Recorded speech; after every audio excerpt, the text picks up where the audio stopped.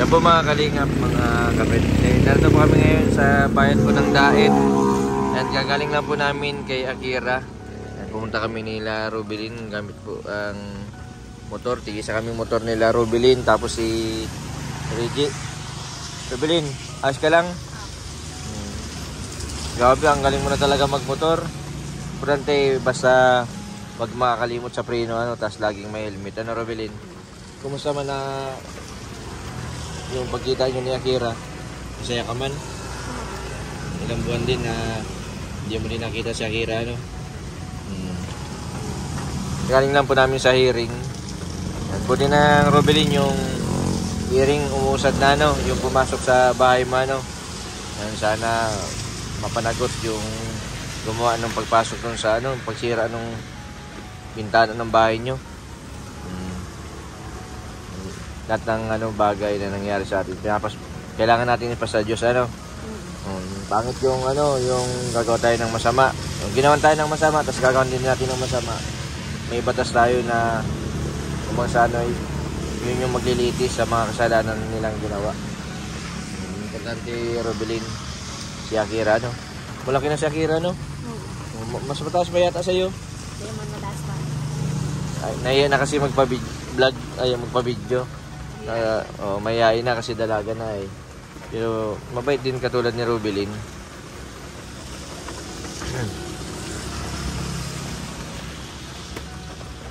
Nakakainom ka man ng gamot, tuloy-tuloy man pag-inom mo ng gamot. Pinapainom ka pa ni Ate Reggie mo, nakusa ka na lang mag-inom. Nakusa na. Pero dati, pinapainom ka. Hindi. Masakit ka, buti na lang at lagi nandiyan si Ate Reggie mo, ano. Nagpapaula lang po kami dito sa Kubo. Kagaling lang po namin sa San Felipe. Madaan po kami ngayon sa sa facility. Bilin, basta huwag kang para pasaway, lagi mo susundin si Ate Reggie mo, ano. Kung ano yung sinasabi ni Ate Reggie, yun ang makakapabuti sa iyo, ano. Basta mag-iingat ka sa pagmumotor. Yan. Ilang buwan ka na nagmumotor, matagal-tagal na din, ano. Nandito pala sa motor.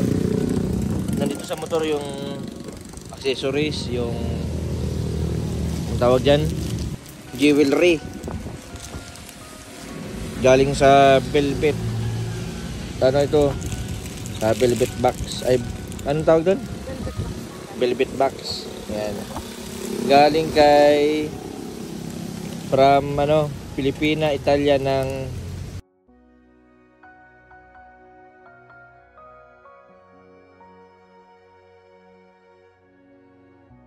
ay, baka kay Joy ito.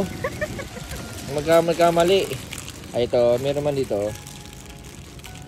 Galing kay Ma'am Tess Bistal to Rubilin. Ay, grabe, ang kami, tatlo. Sabi ni Ate Reggie, sana all. Dinabuksan mo na. Ano masabi mo kay Ma'am Tess Bistal? Maraming salamat po. Sige. Check mo. Kung kasya. Ayusin mong Ayan po, habang umulan po, silong muna po kami dito sa Kubo. Ayan.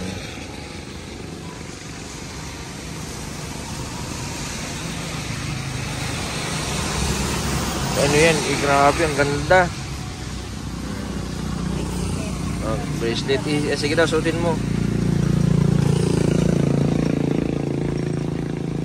Paborito mo pati ang mga accessories na Rubilin, ano? Ganyan pati yung mga gusto ni Rubilin. Ayamanin, baka ma-hold up ka niya, Rubilin. Ay, ganda, oh. Papaiksayan mo lang kunti. Ano, pinipaksayan, ano? Yung iba naman, tingnan mo yung iba. Meron pang dalawang, Maraming salamat kay Ma'am Tess sa binigay po ninyo kay Rubilin ng accessories, jewelry. Kay, yan, sa velvet box, sa mga gusto pong mag-order ng mga accessories, quintas, bracelet.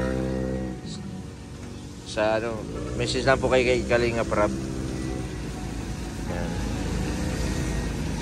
Uy, grabe, ano ito, silver?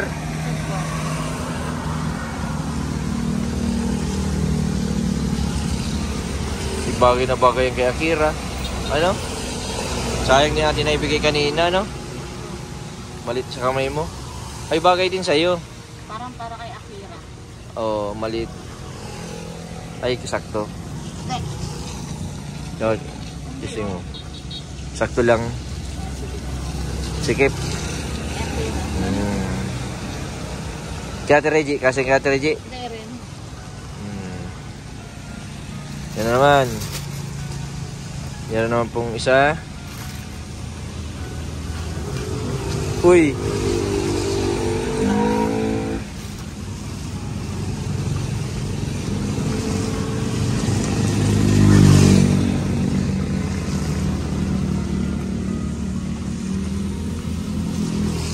Tama. Yan. Thank you po. Ano masabi mo kay Ma'am Tess? Maraming salamat dito sa binigay mo. Nagustuhan mo yung binigay ni Ma'am Tess? Medyo matagal na yung kay Kalinga Prab. Ngayon nagnaanan ko yan. Kaya sabi ko, para kita tayo. Ibibigay ko yun sa iyo. Okay na bagay yung isang bracelet. Kay Akira may bibigay ano. Ang bait ni Ma'am Tess.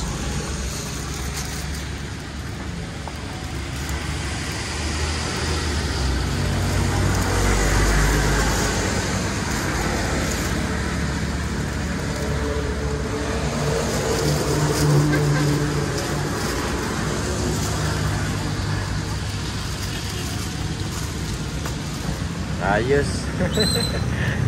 Si Reggie, sa susunod naman si Reggie. Reggie, okay lang kahit wala ka?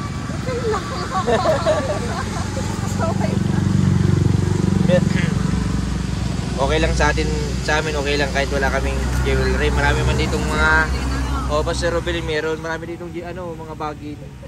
Pwede yung gawing pintas. Ang importante Robelin ngayon, masaya ka kasi nakita mo yung anak mo, ano.